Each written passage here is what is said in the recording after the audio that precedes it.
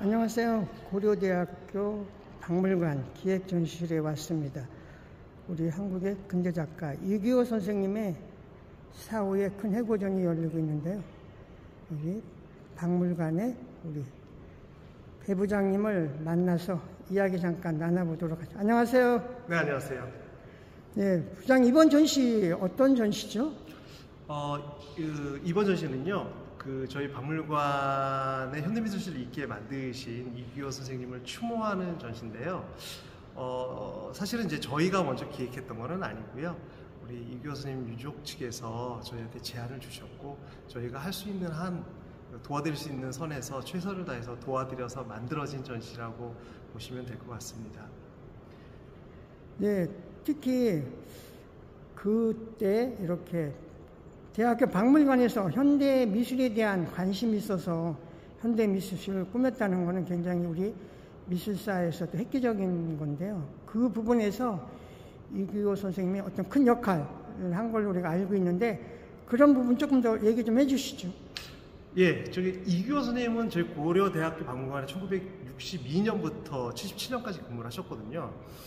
근데 그때 당시에는 저희 고려대학교라는 이미지가 지금도 마찬가지긴 한데 미술하고 좀 거리가 멀었어요. 굉장히 좀 야성미 넘친다고 해야 될까? 그런 어떤 이미지였는데, 그럼에도 불구하고 저희 박물관에서 근무하실 때 당시에 윤세영 선생님이라고 계셨는데요. 그분과 함께 합을 맞추셔서 우리나라에서 이제 앞으로 현대미술이 뜰 거다라고 예측을 하시고, 이걸 누가 먼저 할 것이냐, 우리 고대가 먼저 해보자 라고 하셔서 그 두 분이, 특히 이규호 선생님이 그 미술을 전공하신 화가시잖아요. 그래서 이분의 인맥을 총동원하고 열심히 노력하셔서 저희가 73년에 현대미술실을 대한민국에 있는 대학박물관 최초로 오픈을 했거든요. 정말 그 일은 정말 대단한 일이라고 생각합니다. 이 교수님이 계셨기 때문에 저희가 지금 현대미술품 수량이 대략 1200점이 좀 넘어가는데요. 우리나라 대학박물관에서 아마도 가장 많은 수의 소장품을 소장하고 있지 않을까 생각하고 있습니다. 지금 생각해봐도 이 교수님은 너무 대단하신 것 같아요. 이 교수님의 수집일지를 저희 박물관에 있기 때문에 종종마다 이렇게 보는데요. 그때 수집하실 때의 그 고뇌, 어떻게 말해야 될까?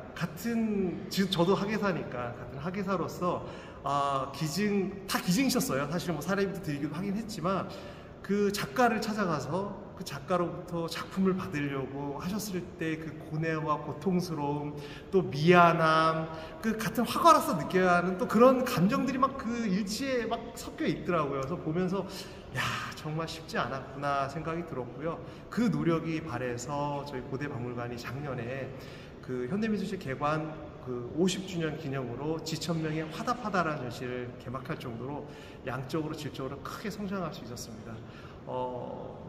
제가 솔직히 말씀드리자면 이규호 선생님을 몇 번 못 뵀어요. 제가 96년부터 고대박물관에 근무했는데 이규호 선생님은 그 전에 이제 강의 때문에 고대를 왔다 갔다 하시긴 하셨지만 제가 직접적으로 자주 만나뵙고 말씀을 나눌 기회는 별로 없었습니다. 하지만 저희 박물관에 근무했던 많은 저희 선배님들께서 이 교수님에 대한 많은 말씀을 하셨기 때문에 꼭 제가 옆에서 뵀던 것 같은 느낌으로 이 교수님을 기억하고 있습니다.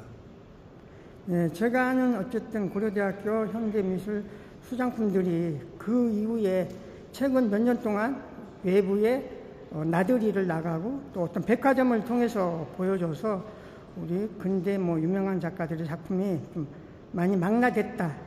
또 돌이켜보면 이것이 고려대학교의 어떤 재산상에도 큰 어떤 그런 수확이라고 표현해야 될까요? 이런 어떤 재산의 이런 걸로도 큰 역할을 하지 않았나 이런 생각을 했는데, 한 학예사의 힘이 또 이렇게 고려대학교에 큰 힘이 된 것 같습니다. 마지막 하시고 싶은 말씀이라든지 한마디 더 해주시죠. 좀 죄송하다라는 거고요.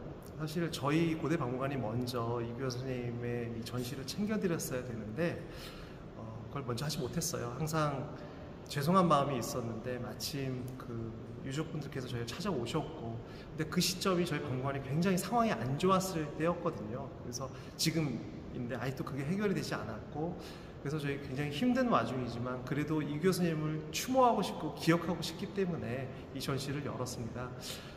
많이 아쉬워요. 저 개인적으로 봤을 때 굉장히 많이 아쉽고 이규호 선생님께 죄송하다는 생각밖에 들진 않지만 그래도 이렇게 열렸으니까 많은 분들이 오셔서 전시를 많이 봐주셨으면 감사하겠습니다. 네, 오늘 좋은 말씀 감사합니다. 감사합니다. 네, 이규호 선생님의 해고전 90여 점의 작품이 전시되어 있는데요. 선생님의 달과 달맞이꽃,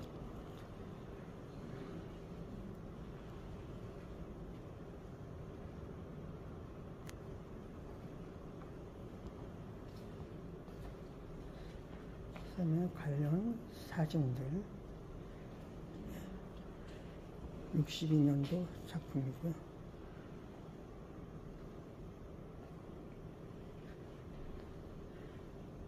여기 마침 전시장에서 우리 이규호 선생님 자제분 이종훈 선생님을 만나서 이야기 잠깐 들어보도록 하죠. 안녕하세요. 안녕하세요. 네, 이 선생님, 우리 이규호 선생님이 달맞이꽃, 달 이런 걸 주제로 해서 많이 그림을 그리셨는데요. 네. 어떤 사연 아니면 어떤 거 있을 것 같은데 그 부분 좀 얘기 좀 해주시죠. 네. 아버님께서 이제 달맞이꽃을 주 테마로 많이 작업을 하신 이유 중에 하나가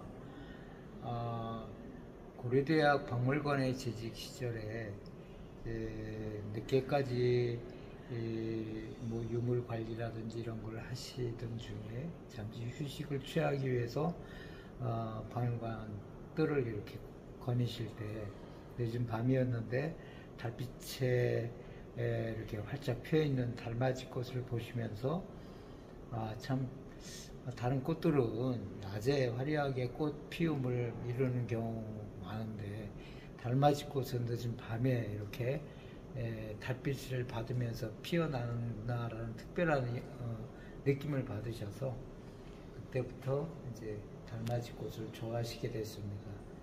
또 하나의 이유라고 하면 이유가 되겠죠. 당신이 이제 그림을 쭉 해오신 상황에서도 꽃 피우지 못한 그림에 대한 열망이나 그런 걸 갖고 계셨는데 달맞이꽃과 꽃이 그 기다리는 시간이 길면서 밤에 꽃을 피우는 그 모습이 당신의 삶의 모습과 유사하다라는 느낌을 받으셨답니다. 그래서 그때부터 달맞이꽃을 주제로 이렇게 작업을 계속해서 하셨죠. 그러면서 거기에 제가 왜 달맞이꽃을 주로 그리셨을까 생각도 저 나름대로 해본 결과는 그 달맞이꽃의 꽃말이 그 기다림이라는 의미를 갖고 있고 또 하나는 말없는 사랑이라는 그런 의미를 담고 있는데 당신의 삶도 늘 기다려야 되는 삶, 또 그렇지만 자기에게 주어진 여건이나 이런 것을 사랑하면서 그 하나님께로부터 받은 그 재능이나 이런 거를 사랑하면서 그 꽃 피울 수 있는 날을 기다리는 삶을 사셨지 않나 하는 생각을 해봤습니다.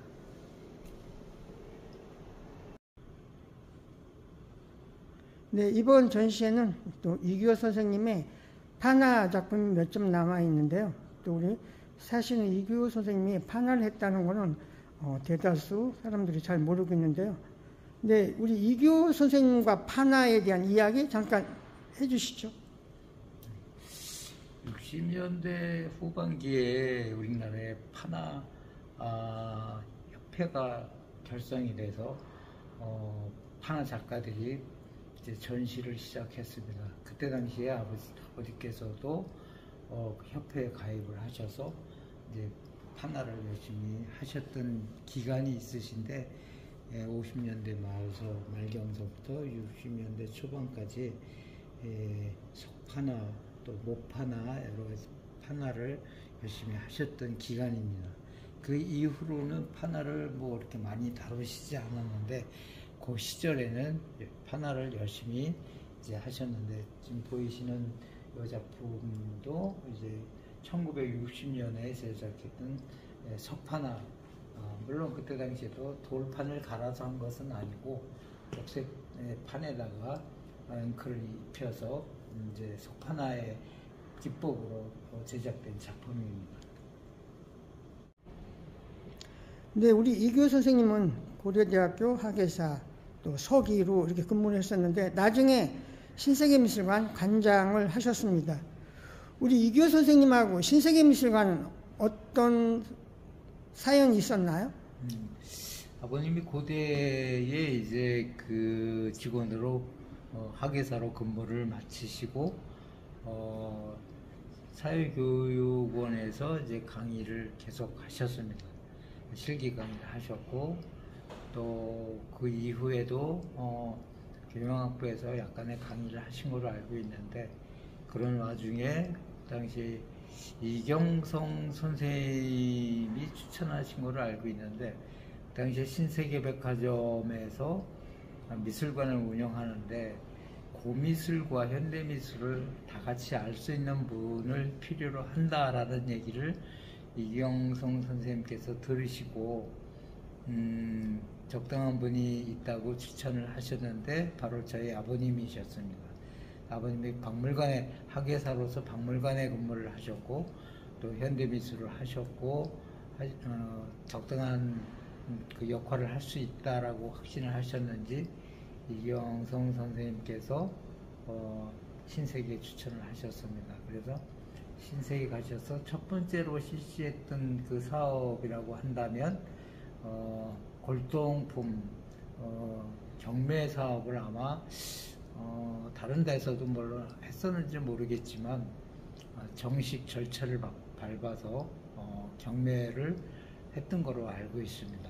그 개인적으로 사고팔고는 있었지만 공고를 내고 경매 사업을 골동품에 대한 경매 사업을 처음으로 신세계가 시작했다라는 것으로 알고 있는데 그런 역할을 하셨고, 그 다음에 그 당시 아버님 계실 때 신세계미술관은 많은 작가분들이 그곳에서 전시회를 열기를 굉장히 열망하셨던 그런 뭐 어떻게 얘기를 해야 될까요?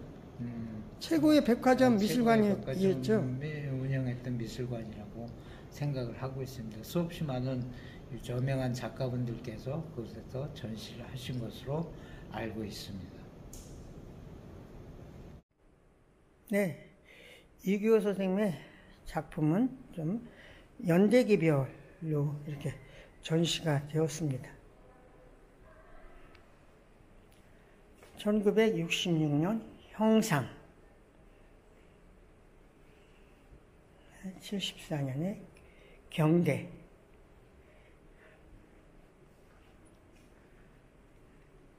73년 경주 계림,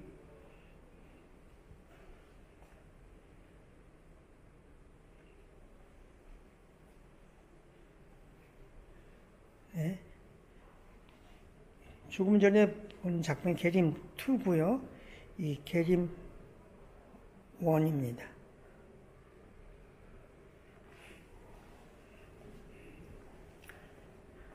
네. 판화가로서의 이규호 선생님의 목판, 원판이 이렇게 보존되어 있습니다. 이규호 선생님은 이렇게 달 또는 달맞이 꽃을 이렇게 즐겨 그리셨습니다.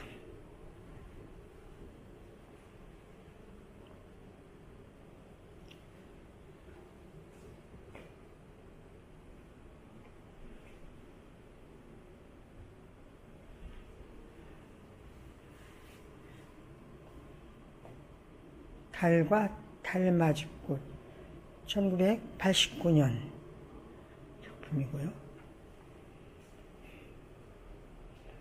네, 달과 달맞이꽃.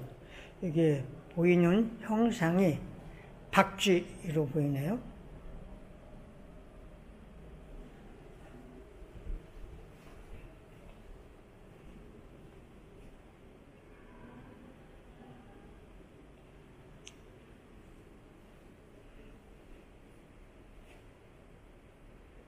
네, 오늘 이 교수님 작품을 보니까요, 작품의 사이즈가 정방형, 정사각형 형태의 사이즈가 많이 눈에 띄네요.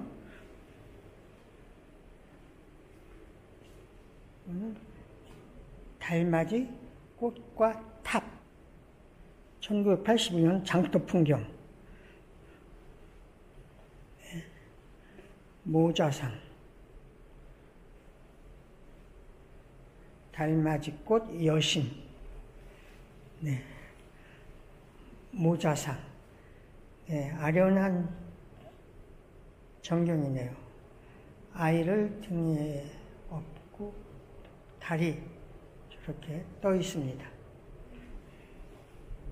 네, 백자, 1983년 백자와 여인의 누드,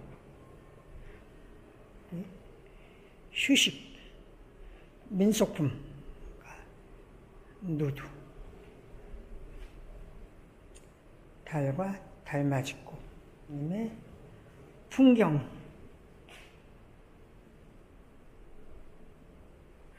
사찰 풍경, 가을 풍경,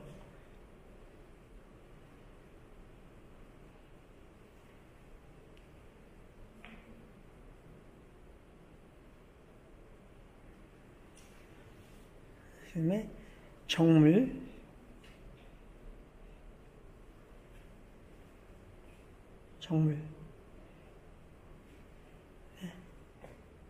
달과 호랑이, 달과 달맞이꽃,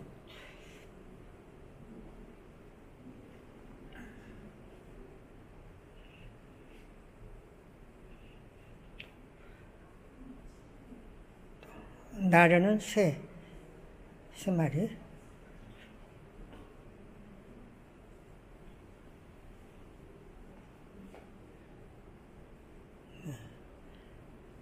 반구상, 수상성이 강조된 그런 그림이죠.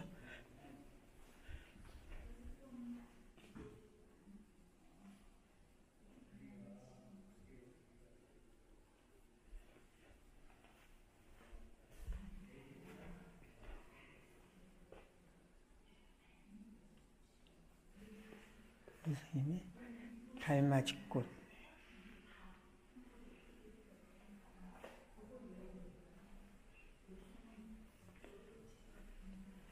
박쥐와 달맞이꽃, 1980년. 선생님의 달과 달맞이꽃.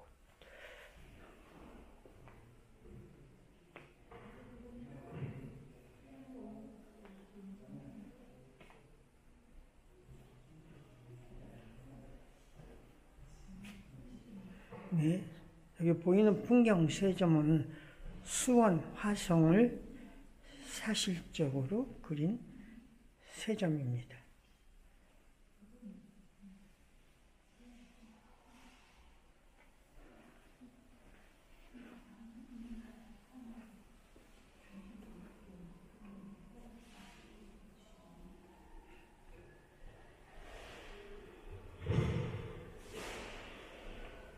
달과 달맞이꽃. 이상 고려대학교